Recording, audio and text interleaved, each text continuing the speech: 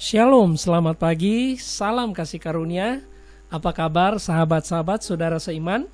Doa kami, kita semua dalam keadaan baik, sehat, kuat, penuh sukacita, dan diberkati Tuhan. Mari kita bersama-sama membuka firman Tuhan yang saya ambil dari Kitab Amsal, pasal 3 ayat 5 sampai ayat yang ke-6.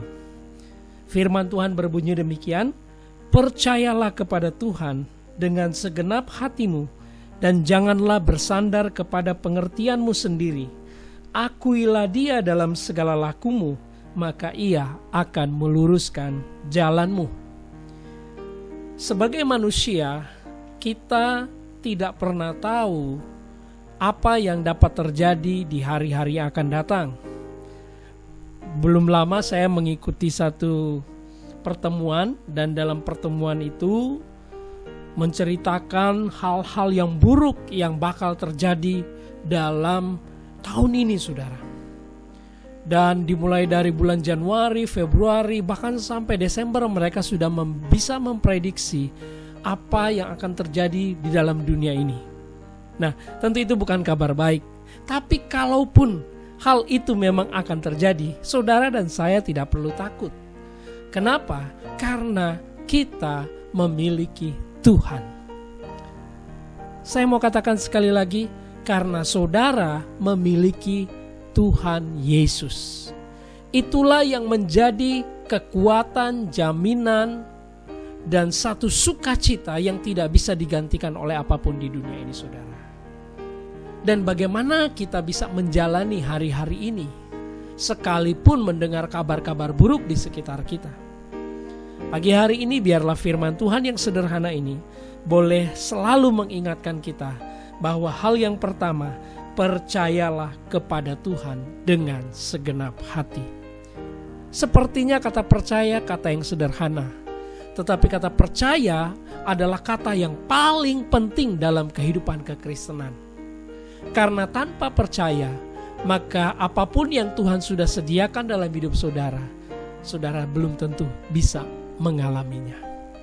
Bukankah firman Tuhan berkata, barang siapa percaya tidak binasa melainkan beroleh hidup yang kekal. Percaya adalah hal yang penting, saudara. Dan kita bersyukur kalau hari ini kita sudah mempercayai Yesus sebagai Tuhan dan Juru Selamat. Pada waktu Yesus mengajar di atas bukit kepada murid-murid dan banyak orang yang mengikuti Dia, ada yang bertanya, orang-orang Farisi, orang-orang yang belum mengenal Dia, dengan benar bertanya, Guru, apa yang harus kami kerjakan supaya kami sesuai dengan kehendak Tuhan? Dalam Yohanes pasal yang ke-6 ayat 28-29, saudara boleh baca di situ. Mereka bertanya, apa pekerjaan yang dikehendaki oleh Bapa, oleh Allah yang harus kami lakukan? Yesus menjawab sederhana, hal yang dikehendaki oleh Bapa yaitu supaya kamu percaya kepada Dia yang diutus oleh Allah. Ini luar biasa, saudara. Ini berbicara tentang bahwa semua jawaban dari pergumulan, persoalan kehidupan kita hanya ada di dalam Yesus. Saat saudara percaya kepada Yesus, maka sebenarnya kehidupan saudara adalah kehidupan yang luar biasa. Bukan berarti saudara tidak mengalami masalah dan persoalan, tetapi saudara selalu akan melihat pertolongan demi pertolongan Tuhan tidak pernah berhenti dalam hidup saudara. Percayalah kepada Tuhan dengan segenap hatimu. Percaya sangat penting. Bahkan Yesus pernah berkata, apabila aku datang, adakah aku dapati iman di bumi ini? Mempercayai Tuhan itu adalah hal yang utama dalam hidup kita senantiasa. Kalau saudara membaca dalam Efesus pasal 5, saudara akan melihat sebenarnya gambaran keluarga suami dan istri. Di situ juga menggambarkan kehidupan kita dengan Tuhan. Yang dikehendaki oleh Kristus sebagai kepala gereja kepada jemaatnya adalah mempercayai Dia. Dan yang dilakukan oleh Kristus sebagai kepala gereja kepada gerejanya adalah mengasihi jemaatnya. Demikian juga suami dan istri. Yang dibutuhkan oleh seorang istri, yang harus dilakukan oleh seorang istri adalah selalu mempercayai suaminya. Dan suami adalah selalu mengasihi istrinya. Inilah yang Yesus lakukan dalam hidup kita. Dia mengasihi kita tanpa syarat. Dan ketika kita tahu bahwa dia mengasihi kita, kita akan selalu percaya kepadanya. Ini pun ditulis oleh seorang Raja Salomo yang belum melihat Yesus, tetapi dia tahu betapa pentingnya untuk percaya. Dan di sini yang kedua, dan janganlah bersandar kepada pengertianmu sendiri.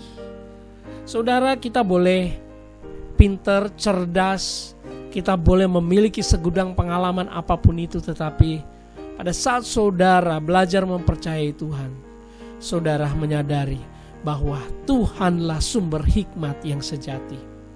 Dialah yang bisa memberikan hikmat dalam hidup kita.